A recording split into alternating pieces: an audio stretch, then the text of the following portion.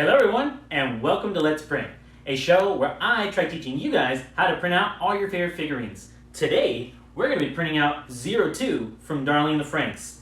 So let's go ahead and get those 3D printers ready to roll. My name is Luis, and you're watching Anime and Other Stuff.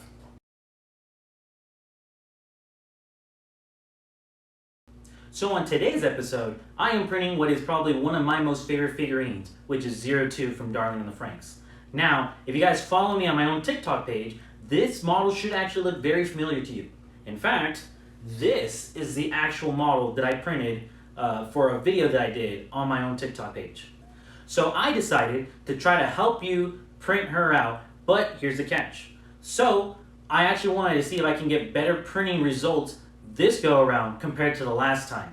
So I think it actually came out better this go around, but I'll let you be the judge of that. You will see the results at the end of this video. Now the structure of this video will go as followed. So first I will go over where you can buy the file and the overall file presentation of it. Second, I will go over the parameters and my slicer settings for this printing project. Third, I will go over my 3D printing setup. Fourth, I will show you my model orientation for this printing project. Fifth, I will show you a time-lapse montage as the project progresses. And then lastly, I will show you my final results and give you my review. Now let's go to the computer and let us begin.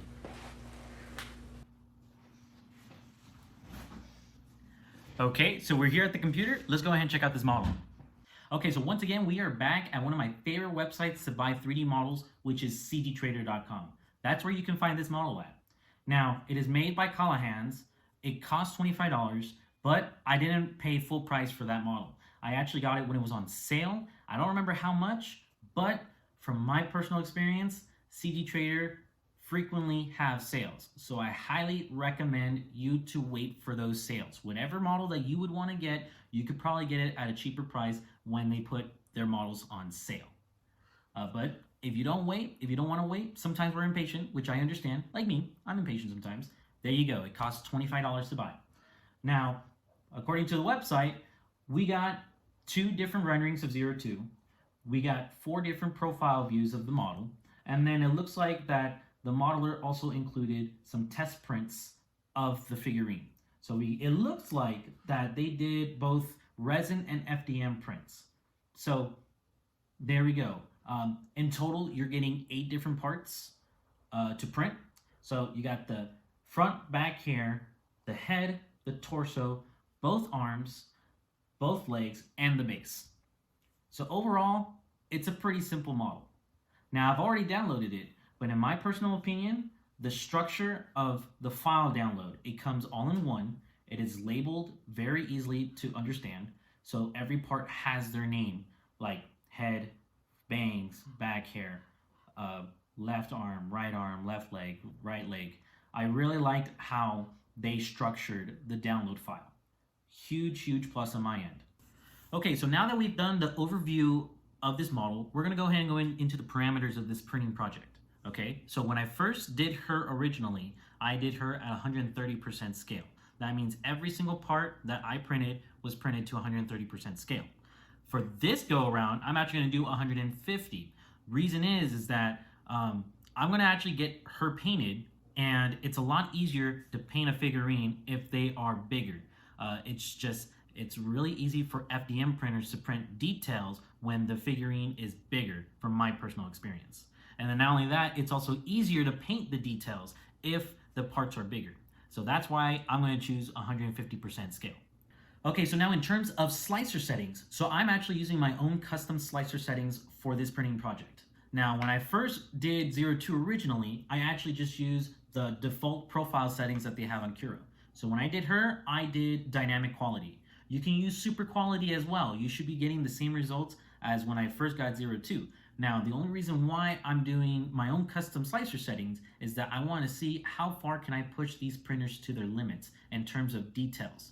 That's why I'm doing my own custom slicer settings. Now, I will leave a link for you guys in the description down below that will take you to a Google Drive docs that have my own custom slicer settings for this figurine printing project.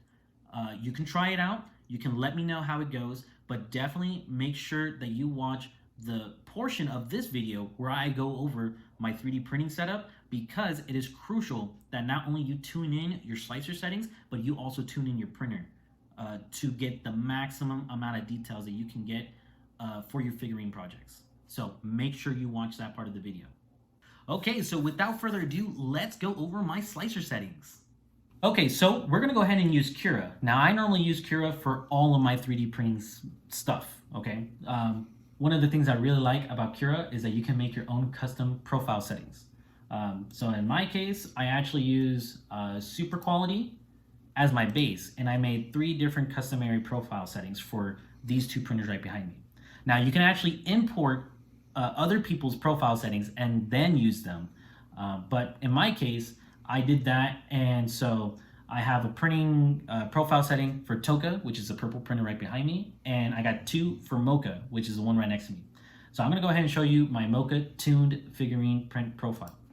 Okay, so under quality, I change my layer height from 0.12 to 0.08, okay? I'm gonna see if these printers can print at a 0.08 layer height using a 0.4 millimeter nozzle. If I can, then I'm gonna try a 0.5.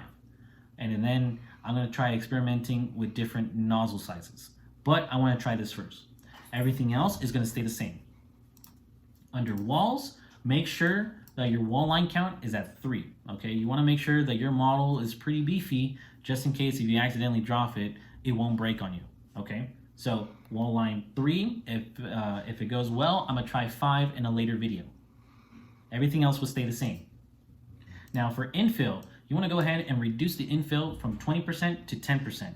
Reason is that when we go through more of the slicer settings, you're actually gonna make the printer slower, and you don't want your print to take forever. So decrease that flow and your print will come out faster. Okay, so now for materials. Now everybody has different printing temperatures, okay? So print with whatever is most comfortable for you. In my case, I'm gonna do 200 degrees for my nozzle, and I'm gonna do 50 degrees for my build plate, okay? But here is the kicker, okay? This is where you need to make sure that you calibrate your printer accordingly, because you're actually gonna mess around with the flow rate of the extruder, okay? So make sure you check in the description. I will leave you guys a link to a video that helped me calibrate my E-steps for my extruder. Now, the reason why you want to calibrate your extruder is so that you have more accurate flow when you print your model, okay? So make sure you watch the video, make sure you do the math, make sure you have either a metal ruler, calipers, do your measurements, and you're gonna get 2 different math equations in order to calibrate the flow. One of them would be for the printer itself, and then the other one, you're gonna actually use and input that into your slicer settings. So in my case, my flow rate that I should be using is 94%. It's kind of funny because for Toka, she's actually 93%. So every printer is different. You have to make sure you take the time and calibrate your printer because the hopes is for better printing quality at the end of the day, okay? So make sure you do that. But for me, I'm gonna try 94%. If it comes out well, I'll probably reduce a little bit more, see if there's any quality difference, and then go from there. Okay, so for speed, you're actually gonna go ahead and reduce the printing speed from 50 millimeters per second to 40 millimeters per second. The reason is you just wanna make sure you got a good fusion between your layers, okay? That is the reason why you wanna go ahead and reduce your speed. Everything else is gonna stay the same. Travel you're gonna leave alone, cooling you're gonna leave alone. For supports, for this case, I'm mostly gonna be using tree supports. Just make sure that you reduce your infill to little to absolutely no infill for your supports, just so that you can print it a lot faster. Now for build plate adhesion, I'm gonna try a raft, okay? Now I know that this printer is slowly getting out of whack, and I think it's the actual build plate itself. And the reason why I wanna use a raft is that I know that the printing surface is guaranteed gonna be flat. Now, you can use a skirt, you can use a brim, but in my case, I'm gonna go ahead and use a raft. Now, that is basically all of my profile settings. I'm gonna go ahead and try that out and see what I get. Next, we're gonna go ahead and go over model orientation. But before we go over model orientation, let's go ahead and check out my printer. So for this print, I'm gonna be using Mocha Akashia, She is an Ender 3 Pro, and this is what I have on her right now. So just like Toka, I upgraded the extruder feeder to an all aluminum metal extruder feeder with Capricorn tubing. I also put a Creality PEI sheet of flexible metal build plate. This printer also has upgraded bed springs. And last but not least, I've also upgraded the motherboard to a Creality silent motherboard. Another thing I have on this printer as well is I have a cable for a filament runout detector. The only thing is that this one had it originally, but then the one on my CR10S actually died on me, and so I had to replace that one with this one. And last but not least, I'm going to be using Hatchbox PLA filament in their gray color. So now I actually absolutely love Hatchbox. I know some people may have mixed reviews about them, but I normally print with their gray, and their gray gives me the best quality in my prints. And there you have it. That's my 3D printing setup, guys. Now, if you guys are ever interested in 3D printing for yourselves, whether it is your own figurines or cosplay outfits, cool little gadgets, fun little gimmicks, make sure you take a look in the description down below and look for my affiliate link. I'm affiliated with Congro. Now, Congro is probably one of the largest distributor companies for Creality printers. Now, a couple of my printers are actually from Congro. If you use the link in the description down below and you make a purchase using it, a small percentage of that sale will come back to me, which will in turn help me build this channel for you guys. Now, if you guys don't, that is 100% okay. I will still be here trying to crank out as much helpful content for you guys as possible, but I do appreciate the support in advance. Anyway, let's get back to the show. Okay, so now we finally made it to model orientation. This is probably one of the biggest things in terms of 3D printing, because there's thousands of ways of printing out a model, but there's only a handful of ways to make sure that you can get it to print correctly, efficiently, and with great details. My rule of thumb in terms of this process is to try to play to the advantages of your printer. So for FDM printers, it's within the vertical and the horizontal playing advantages. While for resin printers, it's completely different. I will go over that in a later video. So some things that you should take into consideration when using FDM printers to print figurines is your layer lines, because you can actually use layer lines to play to your advantages for details. So out of my personal experience, I find that printing parts in a vertical manner gets me the best quality, especially when it comes to hands and fingers. Now, FDM printers have a hard time starting at a point, but they don't have a hard time finishing at a point. So whenever I do objects like hands, I always try to print them in a vertical manner with the fingers pointing up. Now, in terms of 3D printing round objects, my rule of thumb is that I try to print on a surface to where I can later cover up the imperfection and not have to worry about it. So like in this case, for her head and for her hair, I printed her head with the top down to the build plate, because I know that the back of her hair and the bangs of her hair is going to cover up the imperfections. So now lastly, the biggest thing that you should do is experiment, okay? Experimentation is what helped me got to where I'm at right now, where I feel confident in that if I were to look at a part, I can see how the printer is going to print it and I can make my adjustments accordingly. Now, sometimes it may require a little thinking outside the box in order to get that extra detail that you want from your print. So in this case, I actually had to slice 3 parts of this model in order for me to achieve what I was wanting to get, which was the details. But yes, I'm gonna go ahead and show you how I orientated this model in order for me to print. I would also show you all my slices that I did on those 3 parts so that you guys can have a good general idea on how it's gonna work.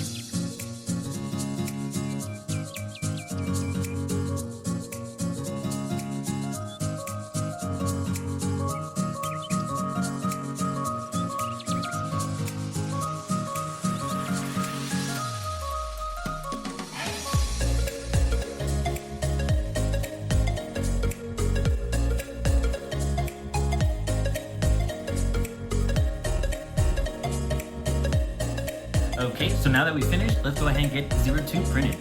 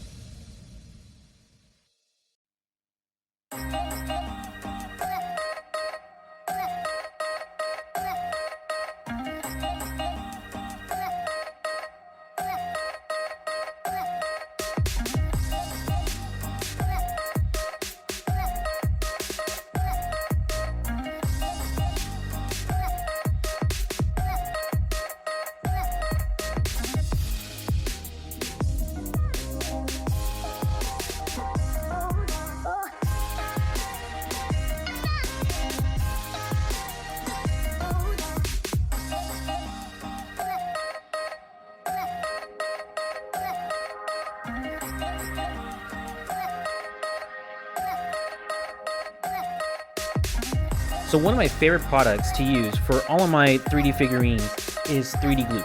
So 3D glue is a adhesive that I use to glue my pieces together. You can also use it to smooth out your prints. So in this case, I had to smooth out the fingers on her hand because they were pretty rough around the edges. So I gotta go back into my slicer settings to fix that, but for a quick fix, I really like 3D glue. I highly recommend it to have in your studio space.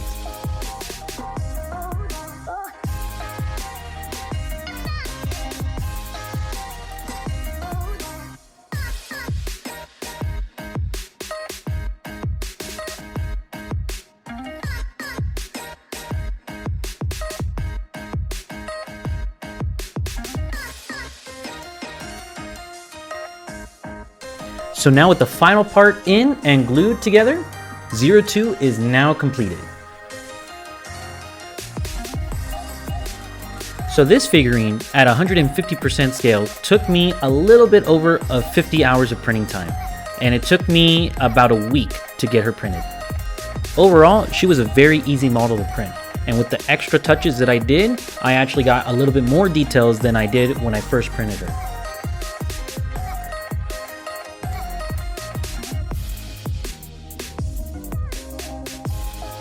Now compared to when I printed her the first time, this go around came out a lot better.